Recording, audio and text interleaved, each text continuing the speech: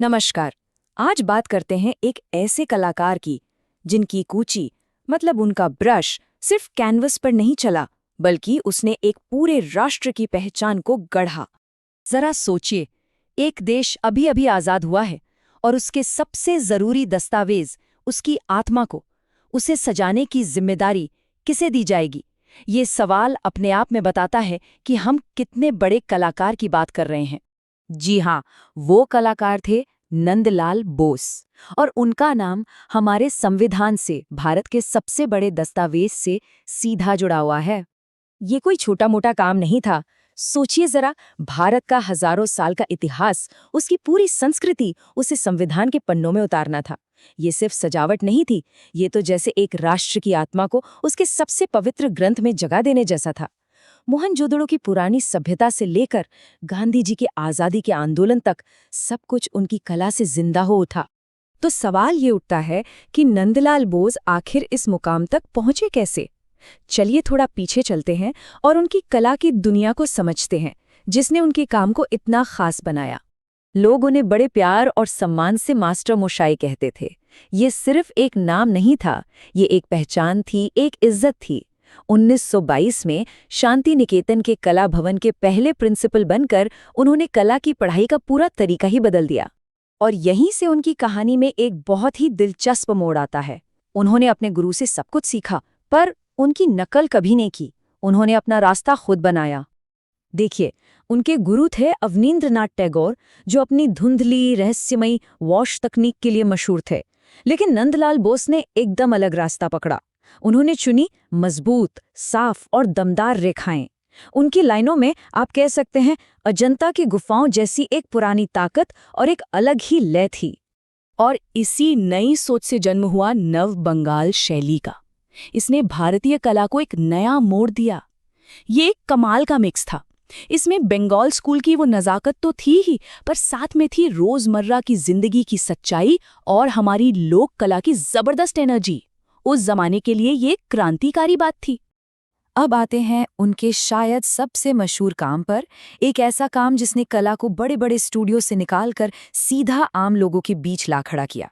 ये आज़ादी की लड़ाई के दौरान कला से की गई एक क्रांति थी, सचमुच। इसकी कहानी भी बड़ी मजेदार है। साल था 1938। महात्मा गांधी ने उन्हें हरिपुरा कांग्रेस अधिवेशन के लिए बुलाया। कहा कि पंडाल को सजाना है। अब बोस ने क्या किया? उन्होंने नेताओं या देवी देवताओं की तस्वीरें नहीं बनाई। नहीं, उन्होंने एक क्रांतिकारी काम किया। उन्होंने हीरो बनाया आम भारतीयों को। कोई शिकारी है, कोई संगीतकार, कोई बढ़ई, कोई अनाज कूटती महिला। और ये सब बनाया कैसे? लोक कला से प्रेरित होके, एकदम सादे कागज पर, सस्ते रंगों और दमदार ब्रश स्ट्रोक्स से। उन्होंने दिखा दिया कि महान कला के लिए महंगी चीजों की जरूरत नहीं होती। और बस इसी एक कदम ने कला को आंदोलन का एक ऐसा हथियार बना दिया जो सीधा लोगों के दिलों से बात करता था। आप जानते हैं एक महान कलाकार की पहचान क्या होती है? वो जो एक पूरे जमाने की भावना को बस एक तस्वीर में कैद कर ले। नंदलाल बोस ने बिल्कुल यही कर दिखाया।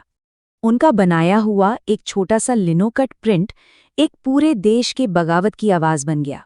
और ये प्रिंट था बापूजी। इसे उन्होंने 1930 में गांधी जी के मशहूर दांडी मार्च यानी नमक सत्याग्रह के लिए बनाया था। इस तस्वीर की ताकत देखिए, इसकी सादगी में है। गांधी जी हैं, हाथ में लाठी है और वो तेजी से आगे बढ़ रहे हैं। कोई फालतू की डिटेल नहीं, बस रफ्तार है और एक मजबूत इरादा है। ये सिर्फ गांधी जी की तस्वीर नहीं है, ये एक पूरे देश के मजबूत इरादे की तस्वीर है। अहिंसा की ताकत की और आज़ादी की उस जिद की जिसे कोई झुका नहीं सकता। आज भी ये तस्वीर आज़ादी की लड़ाई की सबसे दमदार यादों में से एक है। तो फिर नंदलाल बोस की विरासत क्या है? अगर एक लाइन में कहें तो वो आधुनिक भारत के एक कल्चरल आर्किटेक्ट थे।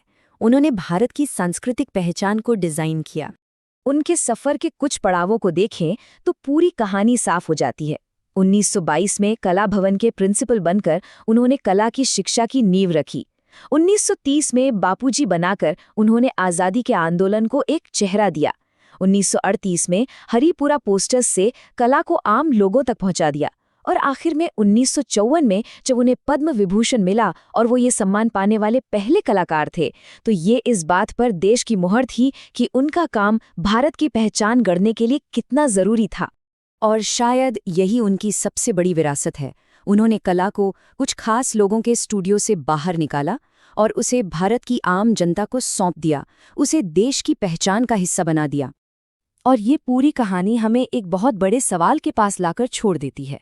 नंदलाल बोस का काम हमें यही सिखाता है कि आर्ट सिर्फ खूबसूरती नहीं है, ये तो किसी देश की आत्मा का आईना है, उसके संघर्ष, उसके सपनों का आईना।